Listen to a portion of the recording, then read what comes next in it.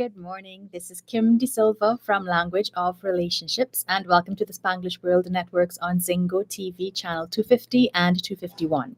Please remember to download the Zingo TV app on the respective app stores on iOS and Android devices. While you download, make sure to rate and leave a comment. The app is free. Zingo TV is also available on Google Chromecast, Amazon Fire, and Fire TV sticks, Roku, and Roku sticks, also on all smart TVs 2016 forward. Hello again, and it is my pleasure to be introducing you to my friend Tricia Clark this morning. We are talking about something that happens to us multiple times on a daily basis. We have to eat, right? And if you are a parent, I swear, it's like they need to eat like 10 times for the day. I think many of us are coming out of the summer vacation when we had the children home and our fridges were empty, our kitchen cupboards were bare because they were constantly needing something to nibble on. But one of the things that I really liked about Tricia when we first met is that she was very much to the point of why mealtimes can be so stressful for some of us. And of course, she has the solutions. So I'm going to introduce her and I'm going to ask her some questions about what she does because I want her to explain to you some of the magic that she weaves for herself and for those people who would have the opportunity to work with her. So welcome, Tricia. Thank you so much for having me. Oh, I'm so excited to chat with you. It's been a while. It has been. So you are the creator of Tricia's Bites of Life. You are also a mealtime mentor, and I have been loving the kitchen witch description as well. But we're going to talk about all of that in a bit.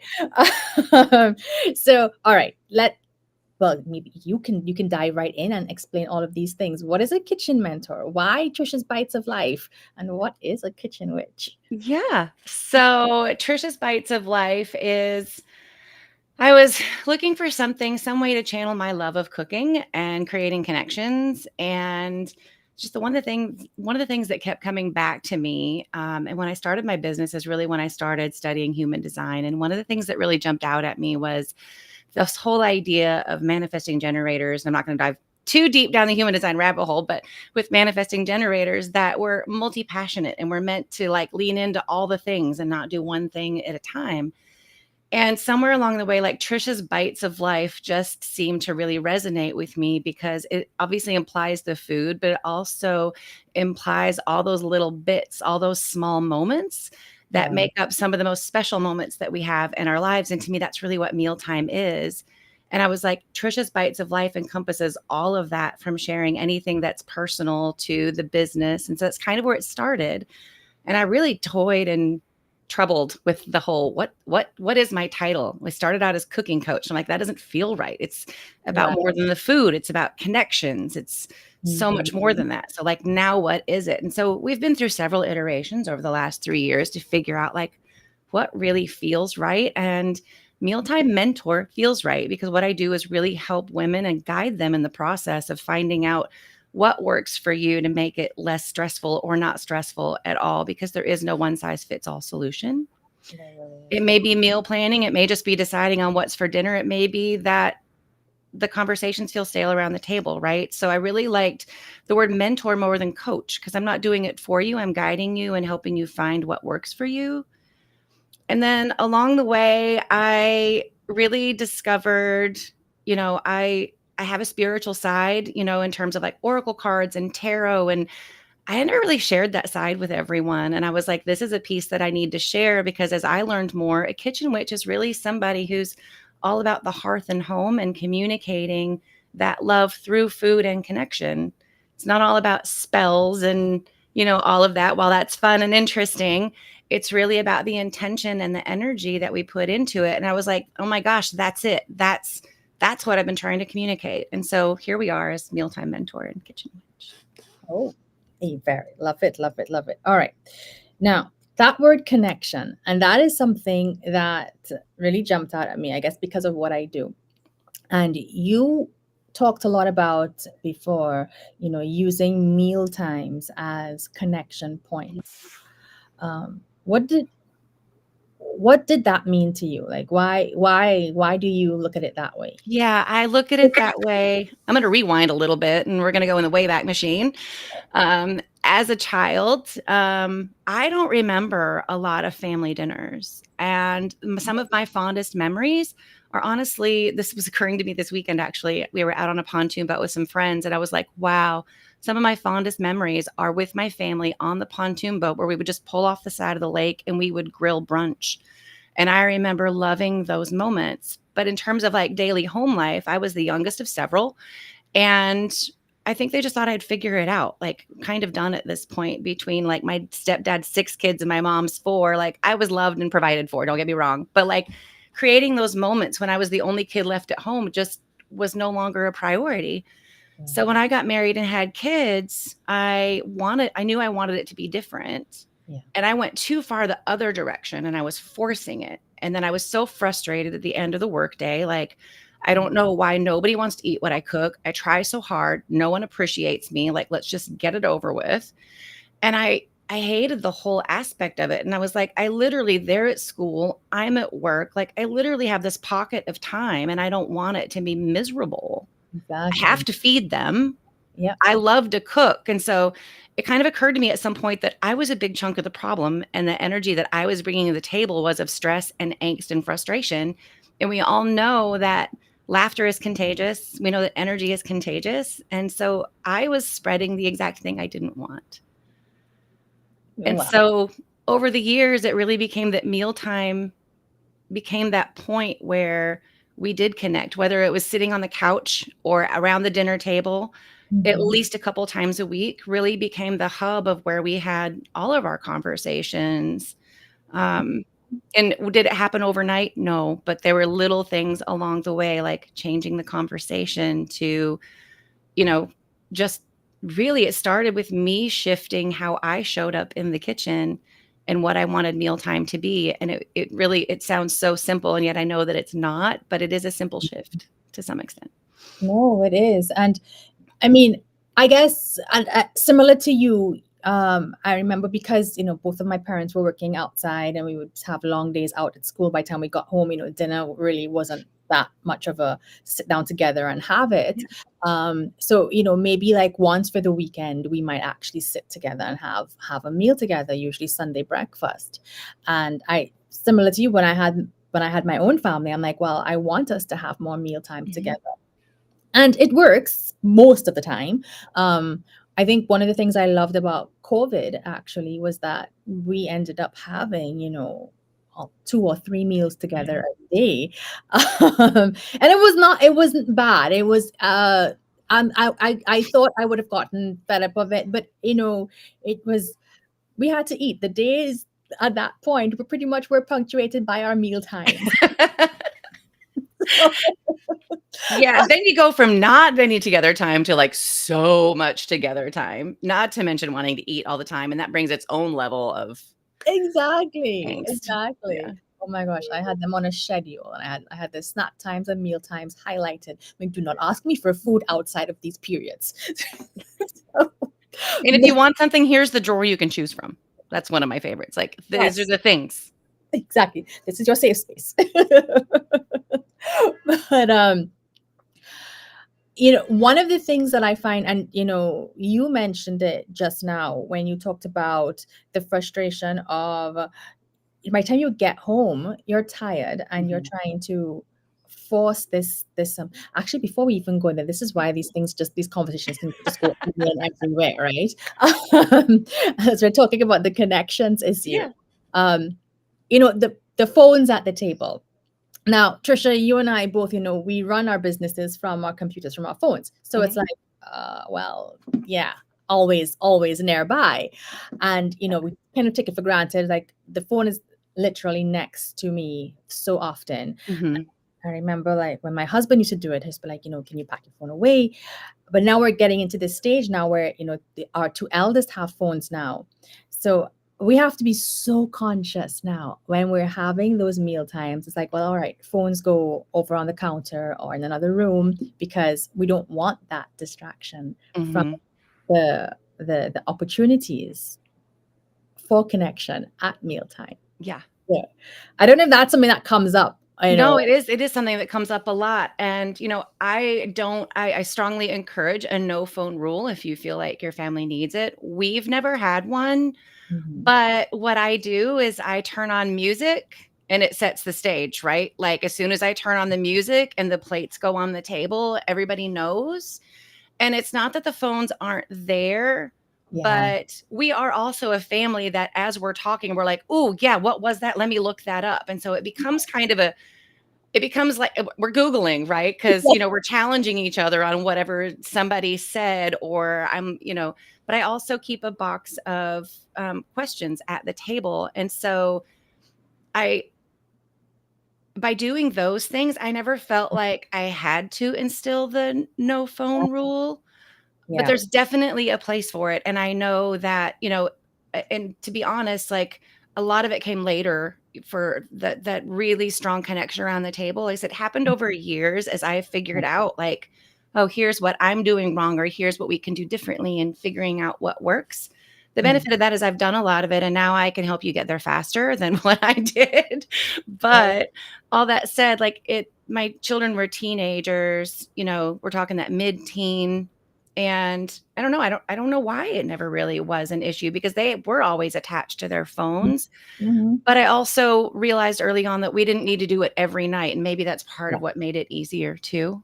Yeah. I tried to meet them where they were and do what worked for everyone, because my husband would rather eat worms than sit down at the table every night of the week as well. Like it just wasn't our thing. So we had to find ways, right? Exactly. Um, Exactly. and just one example of that before I talk about around the table, but I use that kind of like as a metaphor, because as teenagers, we often, not as my kids as teenagers, we often sat in the living room on the couch.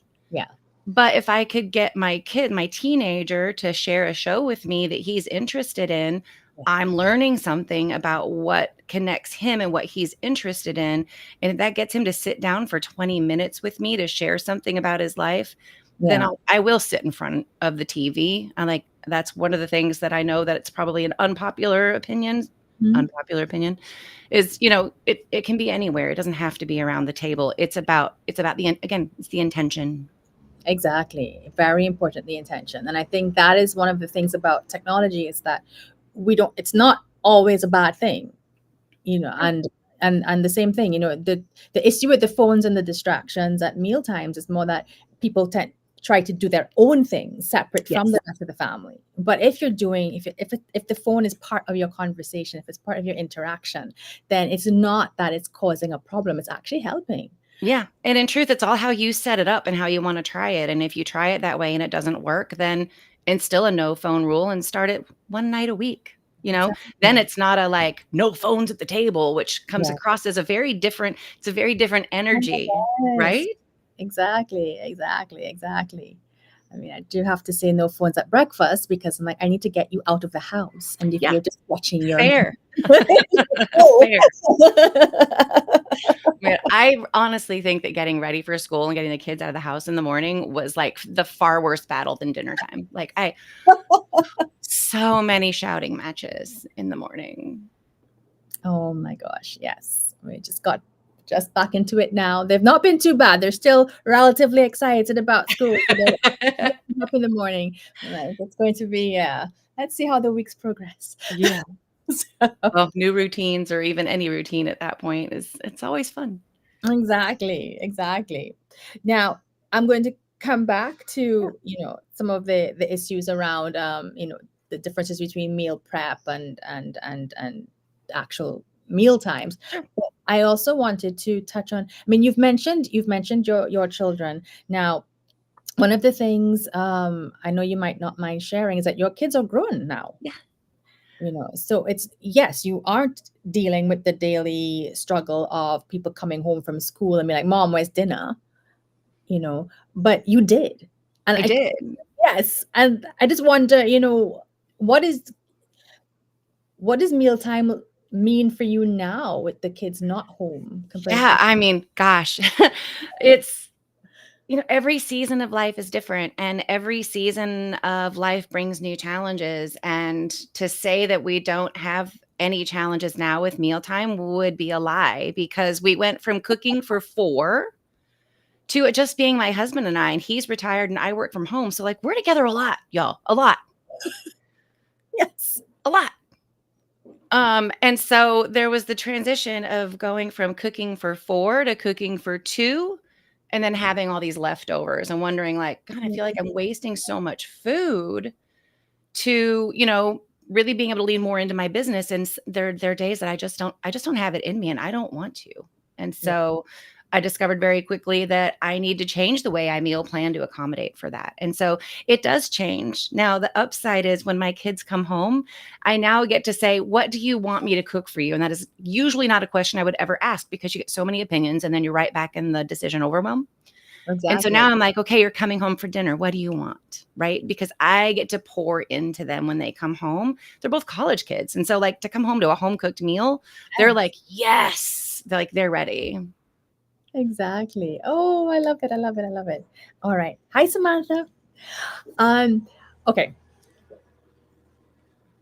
Meal prep. Now, I'm telling you why I want to touch on meal prep, because when I first met you, I knew you had run a challenge. So this is a couple of years ago, and I think it was the clear out your pantry or clear out your fridge one. Mm-hmm.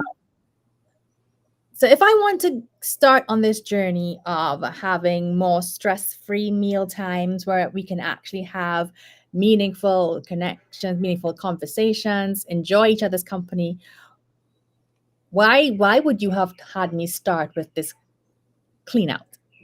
Because I feel like anytime you declutter something, you create more space for the things that you want, right? When you feel organized, you feel lighter and you're more excited about moving forward. And so I love to start there, because when I open my fridge or my pantry, like it's kind of that closet that, you're kind of afraid to open, right?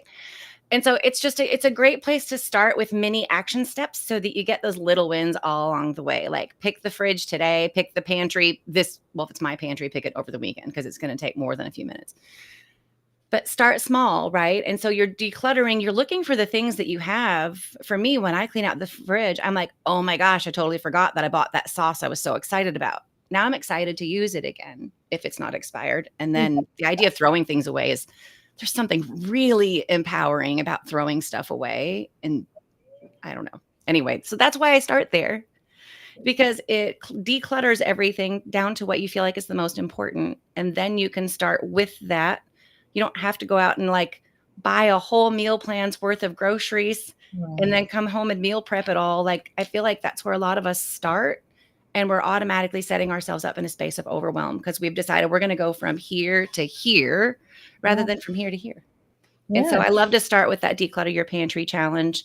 And then I love to move to, here's how I recommend you create a meal plan. And what is that? And walking you through the steps of what does that look like for you?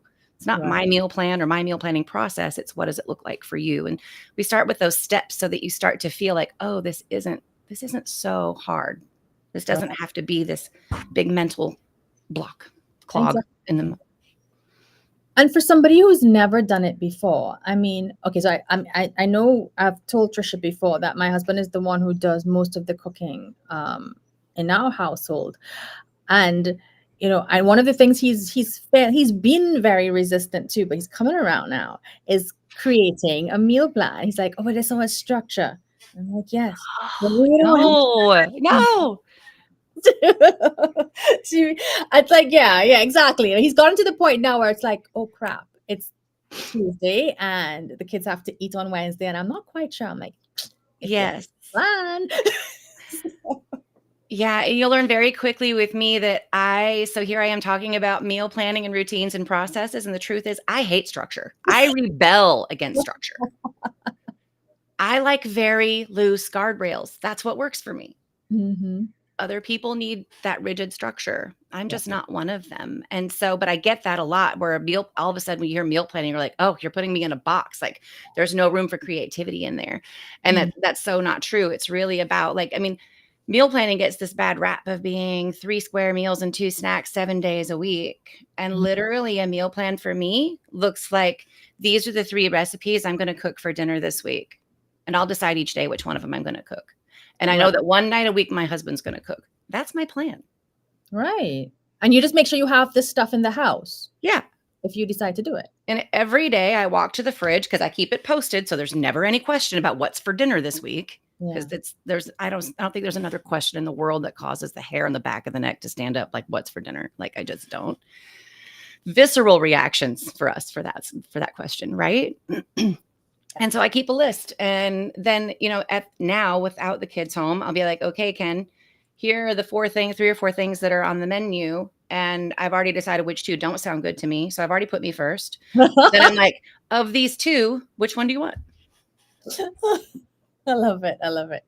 But exactly, and it doesn't have to be so. It doesn't have to be something that's onerous, but it's just meant to give you assistance, especially when you've got so much going on.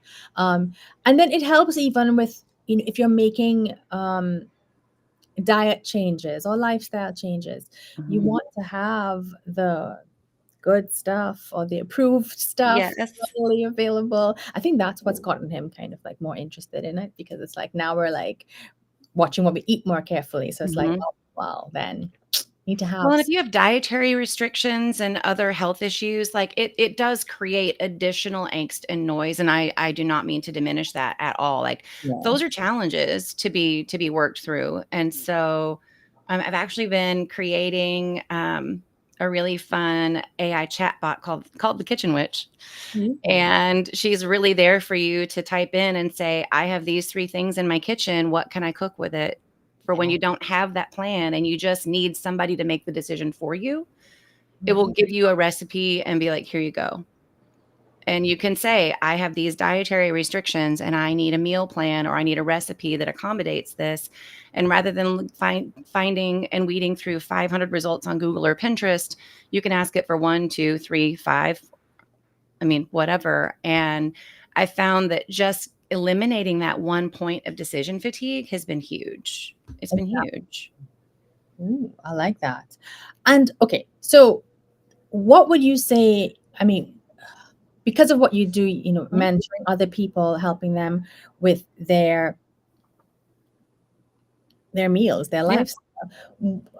What are some of the biggest challenges that you see? I know we talk about the dietary challenges, but I see dietary restrictions as probably the most common one. Right.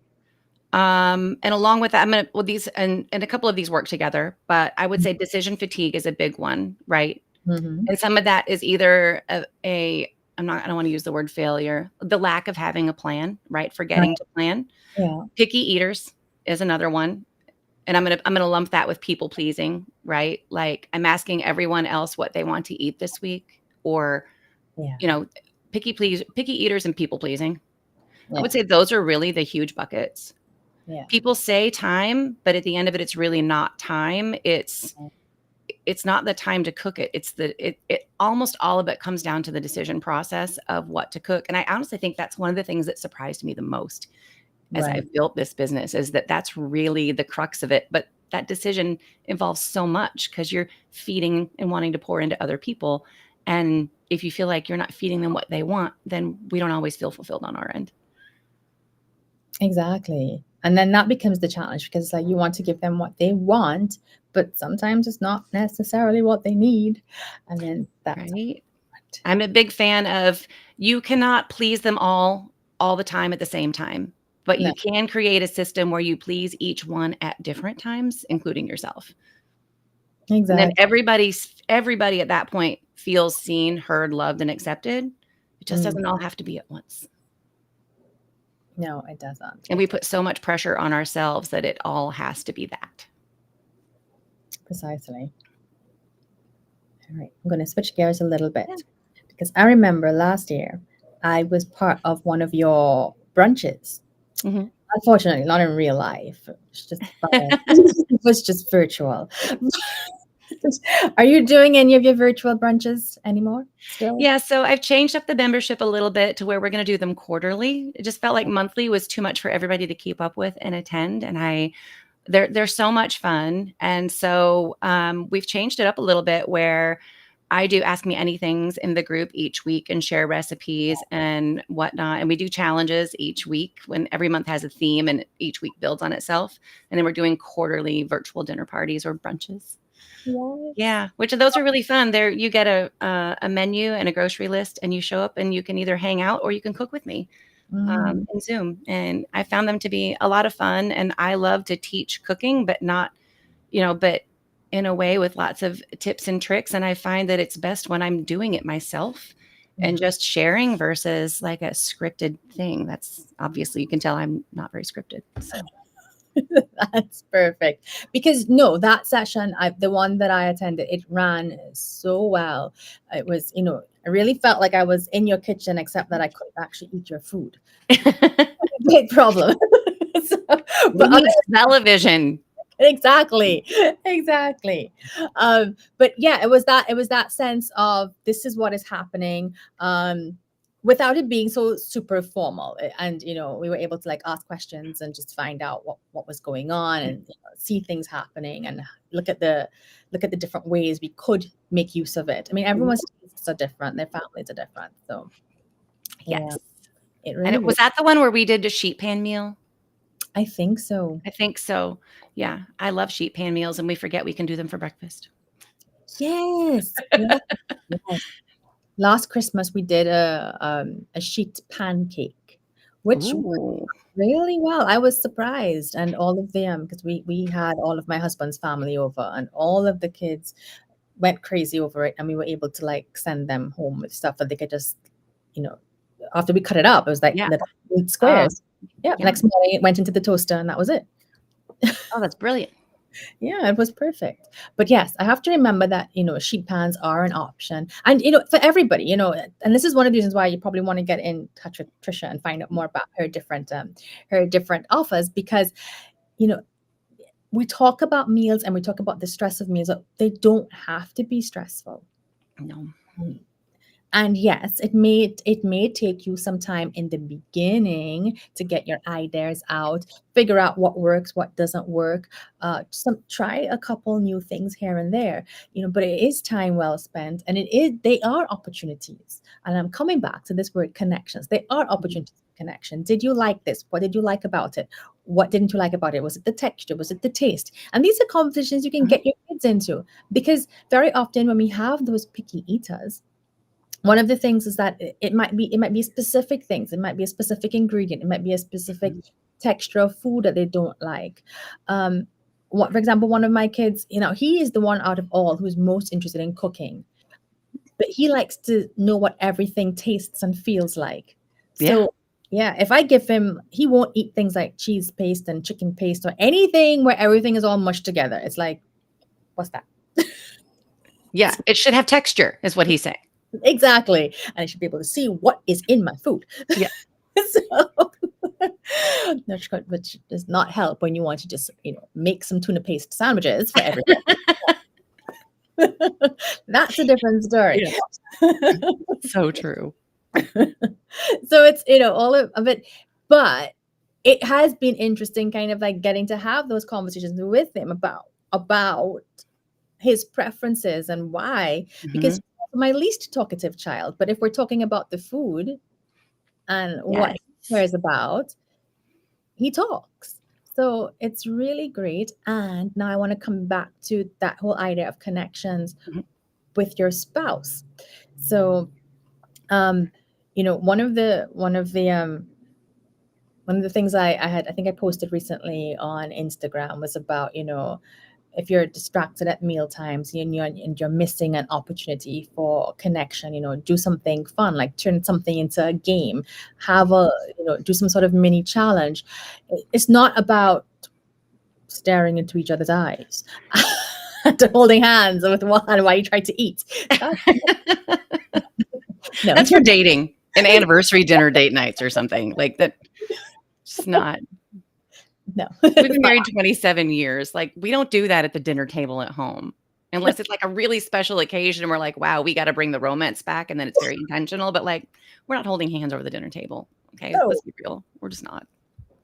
So this is where I think, the comment that you made about how your family, makes the phones part of the meal. I mean, and this is the thing. I think, when my kids are away, when my kids go to my parents every so often, usually every vacation, they actually spent 2 different weeks with my parents this year, which was great.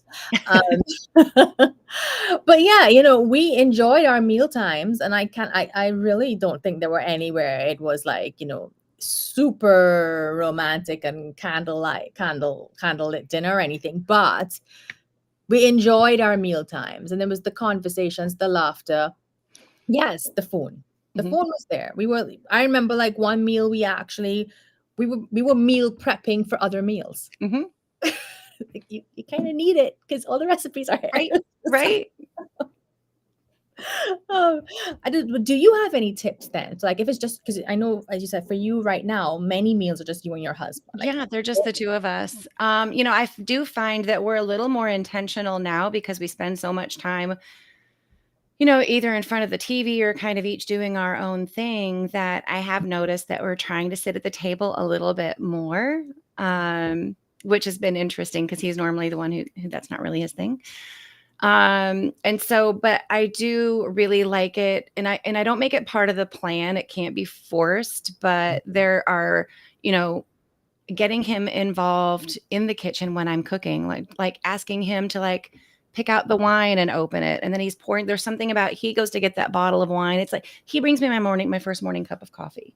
And so when he goes and opens the wine and pours the wine and brings me that glass while I'm cooking, like, he's communicating with me. It's those little things, right? And if I always put music on if we're sitting at the table. Like, I love a good Spotify playlist to hit like all the moods or the theme of the dinner. Like that, I get nerded out over that. And I have a playlist for every mood that I cook in. So to get me in the space that I want to be in. So it could be cooking with the crooners. It could be cheer up the cook. Like, I have a bunch of them, and it just is, it's how I shift from the daytime to the evening. For me, it's always music and a little pour of wine. Anyway, it doesn't answer the question, but yeah. But do you ever share your playlists? I do. Oh, good to know. I do. Yeah. So if you're looking for a playlist, just let me know what it is that you're wanting to feel at dinner time, and I'll hook you up with one, because I love putting together playlists. So that's part of it. But one of my husband's favorite party games is, I have a useless knack for remembering. I can usually name a song after just a couple of bars, words, or sounds. And I have this useless memory of like 80s bands and band members. And so one of his favorite party games is to start he's the ultimate channel surfer on the TV anyway, but he starts channel surfing on Spotify, and he literally puts me in that space of name that tune. That's fun though. That works for your personalities. Yeah, and it's not like it's ever planned. It's just like he'll be like, "Ooh, what's in?" Because something will come on, and I'll be like, "Oh my gosh, that's so and so," and then sometimes that triggers him into it. But I go back to those conversation cards too. Like, I have a box of them for couples, and every now and then, like whether it's at the dinner table or we're just hanging out, I will just pull them out and start asking a few questions just to spark the conversation, because honestly, it can get stale. Like, we've been married 27 years and raised 2 kids, and we were together a lot because we're both at home. Like, it seems weird to say we'd run out of things to talk about, but we talk about the same things over and over. And so the question cards are really fun for getting us to think back, like, what's one of your favorite memories of us, or what's a dream vacation you haven't taken yet? Like, just things to get us thinking and differently than the normal talking about the day. Exactly. And I think one of the things I like about that idea too is that meal times lend themselves to having those types of out it feeling weird. Because I mean, I've heard that feedback before from people, like, oh, those conversation starters or those cards, they're so forced, but they don't have to be. No, and I'll grab a few and put them in my purse for when, like, we do go out for dinner. Yeah. I pack them with girls' weekends, like, not the couples ones, but I'll pack. I mean, I carry them with me all the time, because they do, like, you can just get caught in the in the day to day. And it's that, Yeah. yeah. And, and I can tell you, even, okay, we've been married 15 years, together 24. And sometimes one of the things that we always talk about is trying to keep things different so Mhm. that we have that sense of novelty and that sense of curiosity. Because there have been times we go out and we're like, oh, thank goodness we're away from the kids. And then it's like, okay, we're not talking about the children. We're not talking about home. We're not talking about routines. So what do Oh, we talk about? that's left. Exactly. Right? Right? So, this is coming from someone who, has created those conversation starters for Yeah. other people to use. So it happens. It just is a natural part. So, it's normal. Now the key there is to recognize it's happening and not get stuck in it, and Yes. this is where your And conversation. find those little things. So we just remodeled our downstairs into this lovely bar area because I love to play mad scientist in the bar. I love home mixology. And we've got a turntable down there. So now sometimes, maybe 1 or 2 nights a week, like after dinner, we've watched TV. We'll just go and sit down there, make a cocktail, and put on a record, right? And we've changed the environment.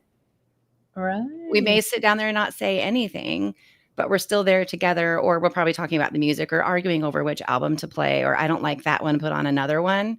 It's still conversation and it's hilarious in hindsight, right? And yeah, I mean, come on, we all had those silly arguments, but they Yeah. are kind of part of what makes us. Yeah, and another fun I'm gonna share a couple of other fun ideas, and one of these is one that Ken did for me, but also my daughter's boyfriend did for her last week, and we had birthdays last week, and so her boyfriend took her to the store under the premise of buying groceries, and then said, "You have" walked her over to, like, the toy aisle, and we're obsessed with Legos, by the way, so, Ah, he takes her to the toy aisle and says, "You have 1 minute and a budget of $100, go." Like, how fun is that? She's exactly. 25, but it puts you back in that kid space of shopping the toy aisle and having to make a decision, Mm, especially knowing somebody who's, like, gonna sit there in angst over it, right? Like, but he made it fun. yeah. And then for my birthday, my husband was like, "I'm not telling you where we're going," and he took me to the Lego store and Barnes& and Noble, and as a 55-year-old woman, I got to buy Legos and stickers for my birthday, like, right? It worked, right? It It worked. works. It's paying attention to those little things. Not everything has to be a big to-do. It's the No, little things.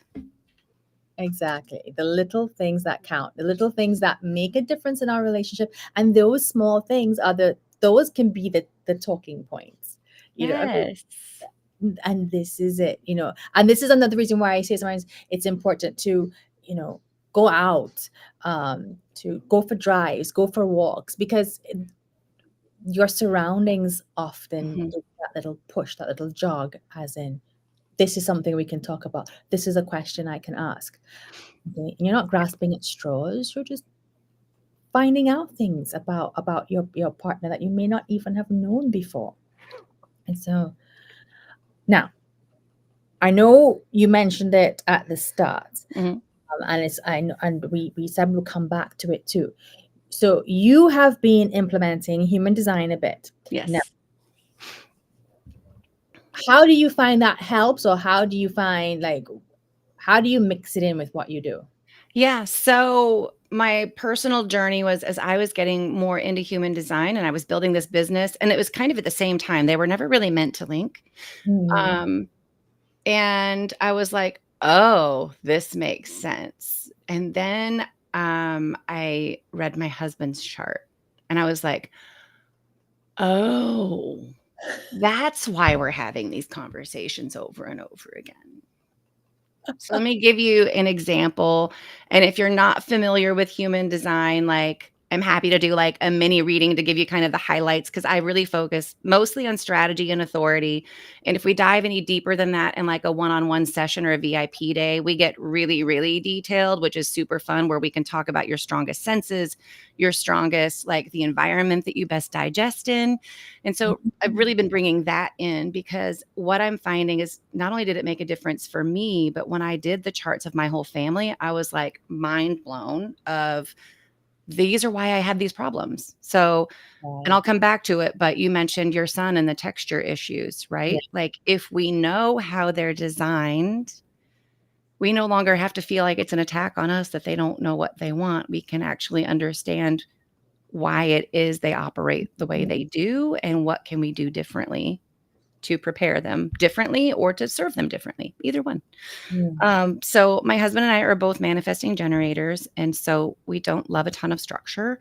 We change our minds all the time. Like I may make plans with you for tonight, and this morning I might be like, I don't feel like it. Like it's just the way we're wired. We're wired to do what we want in the moment. But humans need some structure, right? Well, he is what they call an emotional manifesting generator. So he has to work through his emotions and feel it out to make a decision. I have a sacral authority. My gut knows instantly when you ask me if I want Italian, I know instantly if I do or if I don't. So I make decisions very, very quickly. So not only did this help us understand our decision-making processes and so many of the arguments that we've had about whether it's how we spend money or what we want to do, he's like, don't poo-poo me on my idea already. I'm like, but I can. I already know I don't want to do that. Well, you haven't even heard me out. I'm like, I don't care. I know it's not right for me. And he's like, right. He hasn't even worked through it yet. So think about that at mealtime when you ask somebody, what do you want for dinner? Like, don't ever ask me, what do you want for dinner? I will not be able to tell you. But if you tell me, do you want Italian? I can answer you right away. Right. So I'd be asking, what do you want for dinner? And he's not even ready to think about dinner. He just finished breakfast. Yeah. And so I have to give him options to think through. Whereas I know in the moment exactly what I want. So if you think about that, even in terms of your kids, if you've got somebody who wants the structure and you don't have a plan because you don't need it, but they do, they're not prepared, right? So we can bring all these things together to say, okay, in our case, here's the plan. You know what's coming. You just may not know which night. Or maybe themed dinners are a great option. Like, okay, the kids always know to expect Taco Tuesday, and that makes one of them and the way that they operate really happy. They know what to expect. There's no surprises. Right. Exactly. But you could change what the taco is. You get the variety of saying we're going to have chicken tacos, fish tacos, or regular tacos, right? Yeah. And so that's where I bring it in is understanding each person in the household and how they operate, but also understanding how you operate because it's going to make a big difference in how you meal plan. If you're a peer generator, you're going to want structure. But if you are a manifesting generator, you're probably not going to want a rigid structure. Ooh.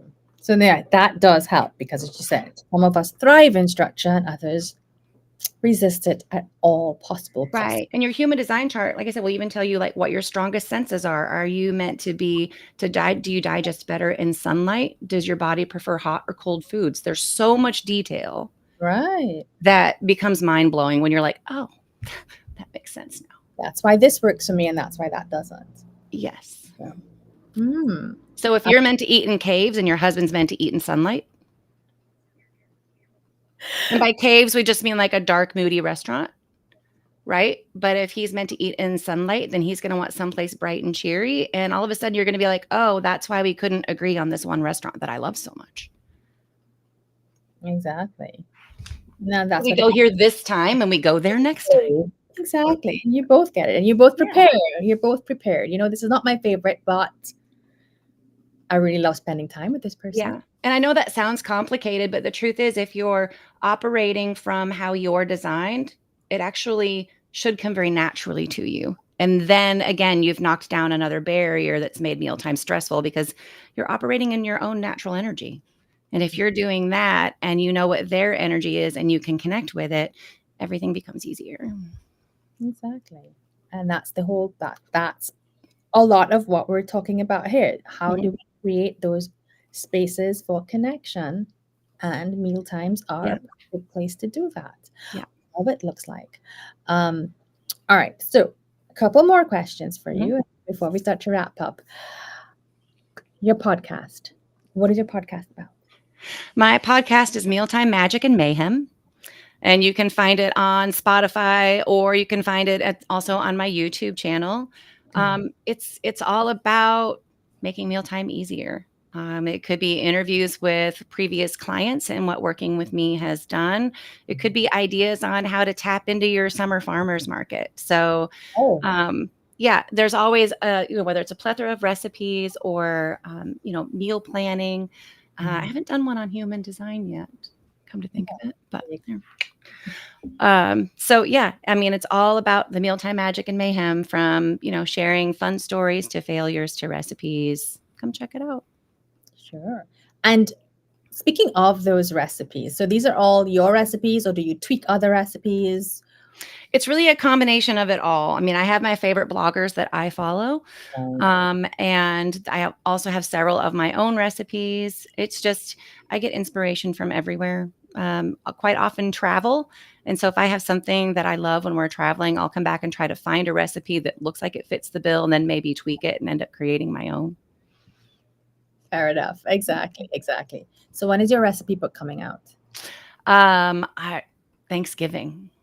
Oh, yay! Yes, I'm part of a cookbook collaboration called Made with Love, and there's 10 or 12 recipes from salads to cocktails in there, and a little bit of my story. So, yeah, keep an eye out for that. I was not prepared for how difficult it is to document your own recipes.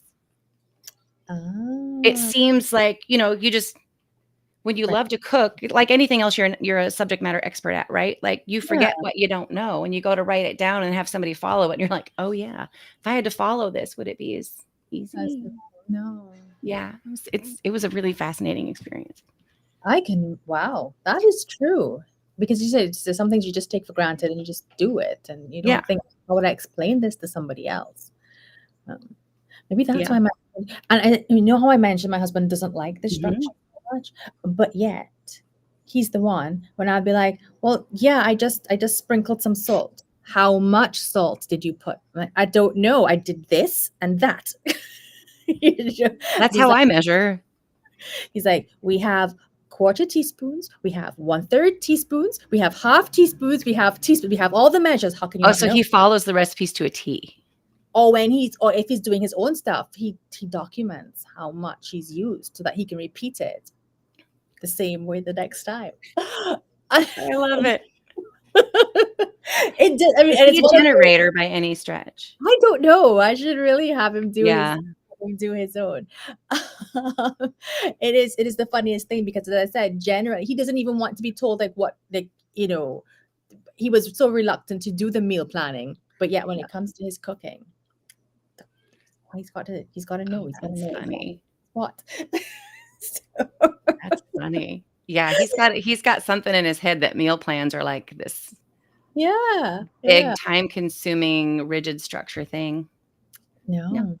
So I'm like, and what works for us in the kitchen, it's an understanding. Like, he will call me his sous chef, and I am not going to begrudge that, because yes, if we go into the kitchen together, things will be run much more smoothly if I just say, all right, you tell me what you want me to do. That's just how it works. So, all right, Tricia. So, where can people find you? Yes. So I hang out mostly on my YouTube channel and on Facebook, but you can always reach out to me at hello@triciasbitesoflife.com.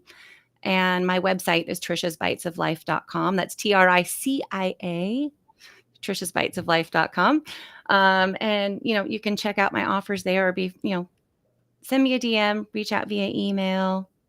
I'm here for whatever you need. I do have a brand new free meal planning masterclass that's listed on my website that you can get to.